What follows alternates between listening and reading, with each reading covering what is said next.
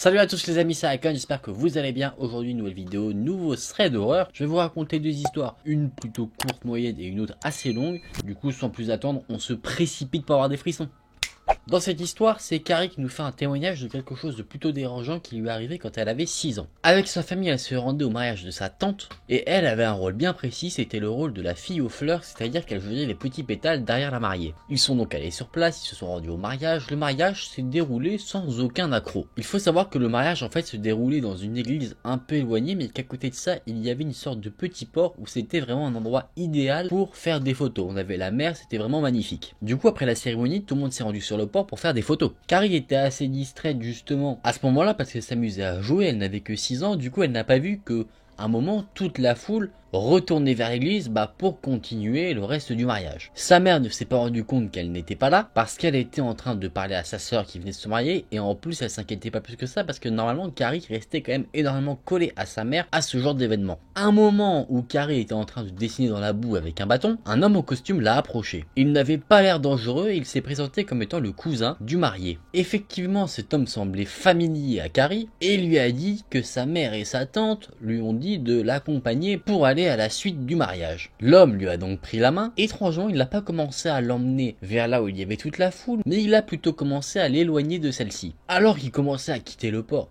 tout se passe bien pour Carrie, elle ne voyait aucun souci.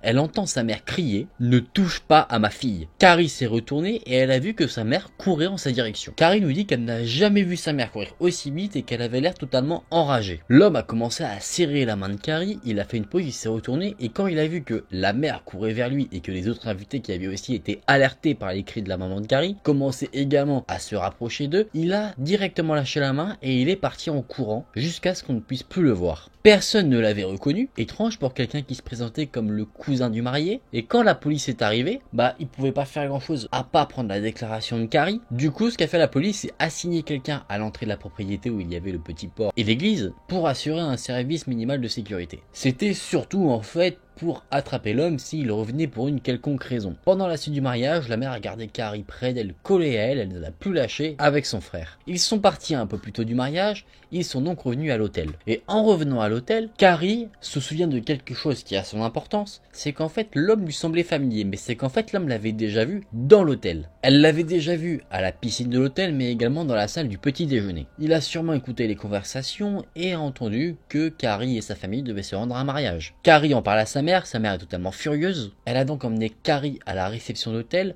pour qu'elle fasse une description physique de l'homme pour tenter de le retrouver. Effectivement, il retrouve une trace de l'homme. La réception de l'hôtel dit qu'il était revenu en costume et qu'il était parti en toute hâte. Ils ont également dit qu'ils contacteraient la police pour échanger aussi leurs témoignages. Malheureusement, c'est compliqué de retrouver ne serait-ce qu'un nom parce qu'il aurait pu donner un faux nom, il a payé sa chambre en espèces. La mère de Carrie a décidé de changer d'hôtel. Forcément, ça peut être plus rassurant quand même. La police n'a jamais retrouvé cet homme et derrière, Carrie et sa famille sont rentrés chez eux et elle n'a plus jamais eu de nouvelles de cet homme ou de quoi que ce soit. Elle ne se doutait même pas à cet âge-là du danger qu'elle avait couru.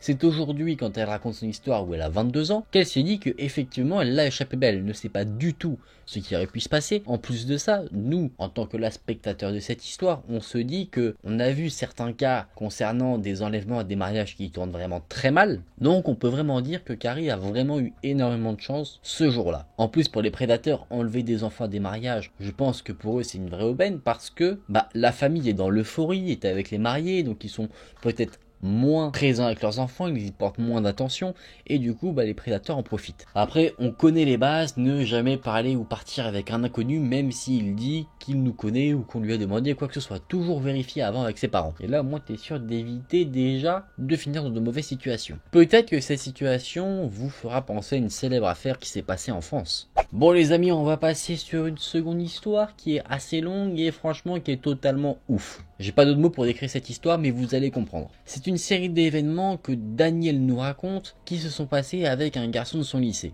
En fait, dans sa classe, il y avait un garçon qui s'appelle Craig, qui avait un regard assez globuleux, il était assez asocial, il ne parlait à personne, il effrayait un peu ses camarades, ne serait-ce que par sa présence, et du coup, du fait de ses yeux assez étrange, les élèves du lycée l'avaient appelé Crazy Eyes, c'est-à-dire le regard fou. Il avait vraiment un regard très étrange. Et quand il te regardait dans les yeux, c'était assez perturbant, tu te sentais tout de suite mal à l'aise. Comme si en fait il ne semblait pas humain. En classe, il restait totalement silencieux, il ne répondait pas aux questions et même les professeurs avaient l'air d'avoir un peu peur de lui parce qu'ils ne lui demandaient pas forcément de participer plus que ça en classe. Daniel et Craig étaient dans la même classe et un lundi matin, pendant un cours de médias, ils devaient réaliser une sorte de petit film. Daniel et Craig sont dans le même groupe et du coup l'ensemble du groupe décide de faire un petit film d'horreur. Craig va jouer le rôle du tueur fou et les autres joueront le rôle de pauvres victimes. Leur pitch du film, c'était un tueur fou dans une école et il tue les élèves.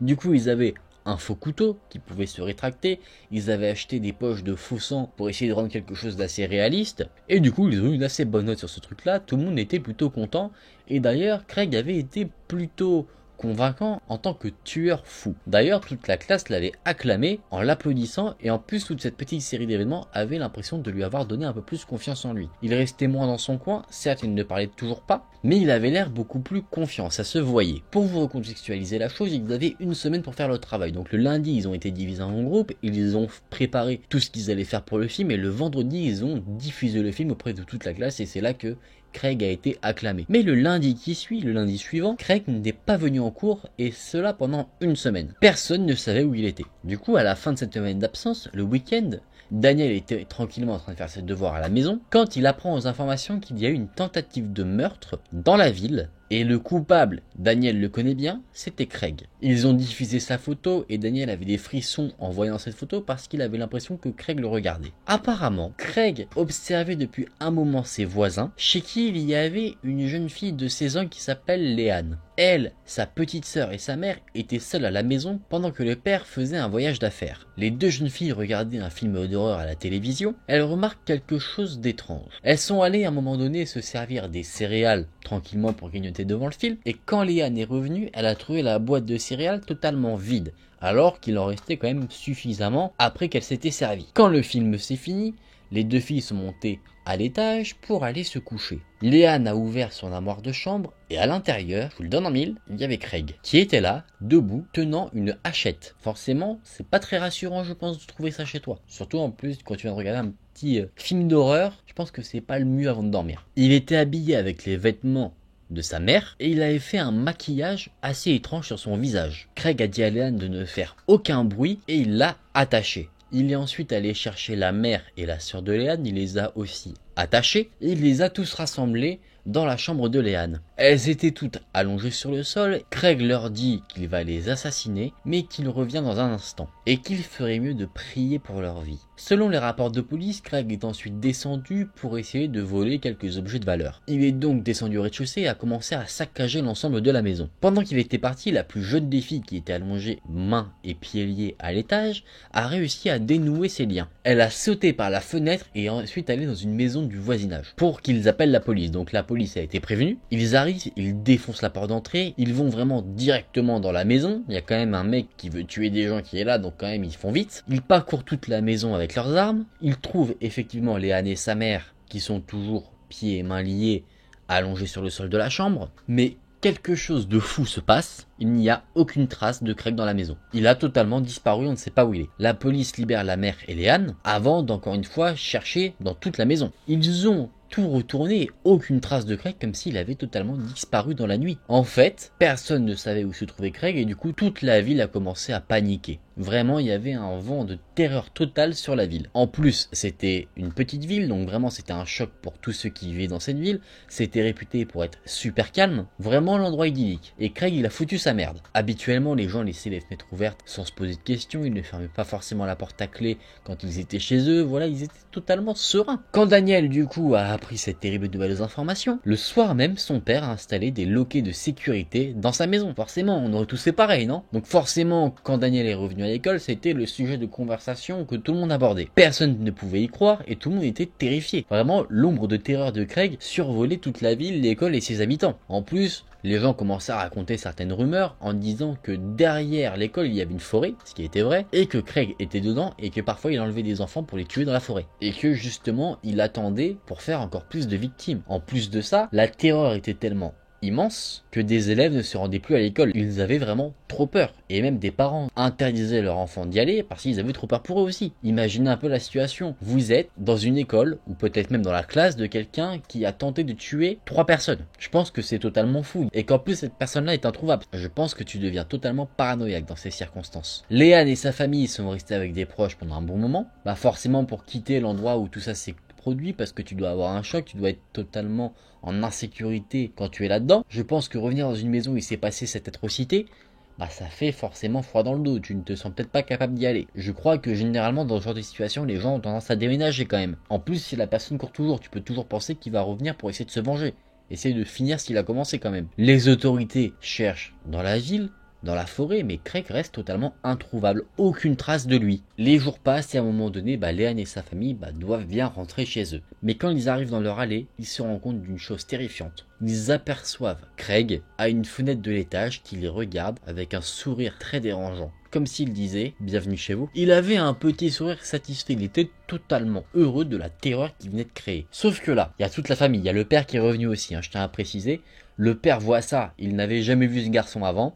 Il crie, tout le voisinage, forcément tout le monde est au taquet à ce moment-là, arrive là, ils aperçoivent tous le fameux Craig à la fenêtre, la police est appelée, il y a même une équipe de SWAT qui est prête à intervenir, qui attend dans un van, donc vraiment on est sur une grosse opération là. Les agents du SWAT dans leur van, ils rechargent leurs armes, ils étudient les plans de la maison pour savoir comment il faut intervenir, du coup la police rentre dans la maison et encore une fois, aucune trace de Craig. Il a encore une fois disparu. Alors soit tu te dis il y a un truc, soit tu te dis il y a une hallucination collective sur toute une ville. Et c'est chaud. Mais par contre, plutôt que de trouver Craig dans la maison, les policiers font face à un spectacle assez dégoûtant. Il y a des pièces de monnaie qui ont été collées à la glu au plafond. Il y avait des écritures étranges sur les murs. Les vêtements de la famille, ceux qui vivaient dans la maison, avaient été tous découpés. Le contenu du frigo de la cuisine avait été dispersé partout dans la maison. C'était un carnage. En plus, le truc le plus dégueulasse, c'est qu'il y avait de l'urine et de la merde, on va se le dire clairement, qui était partout par terre. La police a continué à chercher mais il ne trouve vraiment absolument rien. Au moment où ils allaient partir, un des agents de police dit qu'il a cru entendre un bruit venant de la cave. Apparemment c'est un son qui venait de derrière la machine à laver. Le SWAT intervient dans la maison, ils prennent possession de la cave et ils décident du coup de décaler cette machine à laver. Replié dans un trou, ils trouvent enfin Craig. Après ça, quelques jours a passé et enfin les informations ont révélé justement tout ce qui a pu se passer avec Craig, et vraiment ça a vraiment choqué l'ensemble de la ville. Vous allez voir pourquoi. Et ça terrifie encore plus Léane et sa famille. Non mais je vais vous le dire, vous inquiétez pas, mais vous allez voir que c'est la pression que ça te met. En fait, pendant 2 ans, Craig vivait dans les murs de la maison de Léane et sa famille. Il avait disposé des trous partout pour les observer. Et en fait, quand Léane et sa famille regardaient la télé, mangeaient, se douchaient, allaient dormir, enfin vraiment quand ils vivaient, en fait, Craig les observait. Oh là là là là. Est-ce que vous voulez rencontrer Craig ? On se fait un petit meet-up avec lui? Non, pas du tout, pas du tout, c'est mort. C'est mort dans le game avant de prévoir ça. Cette histoire, elle est terrifiante, elle est fantastique d'un côté parce qu'il se passe tellement de choses que c'est... Oh là, moi j'étais dedans pendant tout le temps, mais c'est tellement terrifiant en plus de ça. Quand tu te dis que le mec, c'est même pas en fait, il s'est infiltré dans la maison, il a voulu tuer des gens, il s'est fait choper, il s'est caché et puis il a attendu là tout le temps. C'est que le mec était là pendant 2 ans. Pendant 2 ans, il était là à attendre et à observer, sûrement jusqu'à ce que le père soit absent pour essayer de commettre un crime. Bon, moi je sais que chez moi c'est pas possible, mais je me dis dans les maisons, oh là là, t'imagines genre si tu vois qu'il y a des petits trous, comment tu peux paniquer, ça te rend parano ça. Et en plus de ça, je me dis l'influence que ce jeune, Craig était jeune, a eu sur toute une ville. Il a réussi à rendre une ville calme, qui n'avait aucun souci, totalement paranoïaque. Et ça, c'est extraordinaire.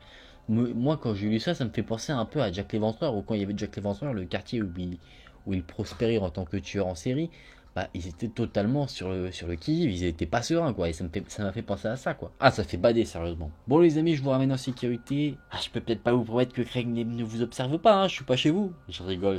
Vous inquiétez pas, quand je nous ramène en sécurité, j'élimine tout ce qui est néfaste. Bon les amis, c'était des histoires, c'est pas réjouissant ça. En tout cas, fort heureusement, à la fin des 2 histoires ça se finit bien, mais tu dis dans la première le mec n'a jamais été trouvé, dans le 2 c'est quand même un ado qui a réussi à quand même se cacher pendant un bon moment. Après tu m'étonnes qu'ils jouaient super bien le tueur quand ils ont fait leur film d'étudiant, en même temps si c'en était un déjà, forcément tu peux pas mal jouer ton propre rôle on va dire. Bon, en tout cas dites-moi ce que vous avez pensé de ces histoires dans les commentaires, ça m'intéresse. Si vous avez aimé cette vidéo, n'hésitez pas à liker la vidéo et à vous abonner à la chaîne. Nous on se retrouve très vite dans une prochaine vidéo. Salut!